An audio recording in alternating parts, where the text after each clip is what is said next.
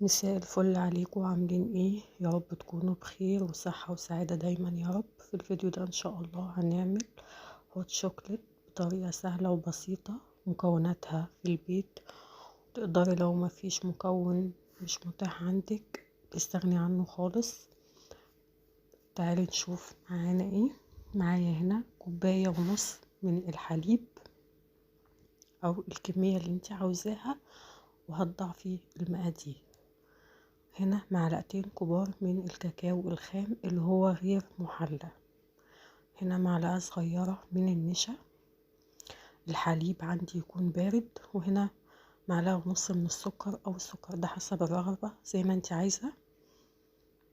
هنقلبهم كلهم كويس مع بعض على البارد لعند لما المكونات كلها تدوب مع الحليب. تمام بالشكل ده. عندي بقى ايه؟ معلقة نوتيلا، تمام ماشي. عندك شوكولاتة مكعبات، تمام مفيش، تقدر تستغني عنها خالص. هاخدها بقى ارفعها على النار،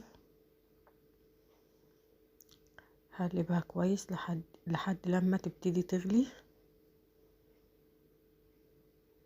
تمام، قوامها بيكون ناعم وكريمي خالص، واحسن من الاكياس الجاهزه بكتير. ما عجبتنيش خالص، طعمها مسكر، لكن دي انتي تقدري تتحكمي في السكر بتاعها زي ما انتي عايزه. تمام، قوامها كده مظبوط، خلاص غليت. هطفي النار، تشربي بقى احلى